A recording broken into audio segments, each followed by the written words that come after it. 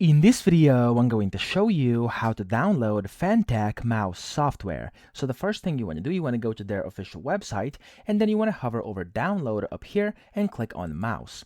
Now inside here, you'll be able to see a bunch of different products that they have. So here's a bunch of different series, stuff like that. Find the one that you actually have. So for example, let's say I have this Aria version over here. I can just go ahead and click on the software button, and it's going to download the software for that specific model. So find your model, click on software, it's going to download onto your computer, then click on that again, and then you'll be able to go ahead and just see this pop-up box. You have to select the language for your installation, click on OK, and then you have to click on next here, select where you want it installed, and click on next again, and then you can also select if you want it to run automatically. I'm not going to do that, and you want to click on next and then install. Now when you do that, it's going to install, and then you can just run it by clicking the finish button, and this is going to essentially open up the software, and there we go, that's it. So I hope this video helped you out. If it did, please subscribe to the channel and help me out as well.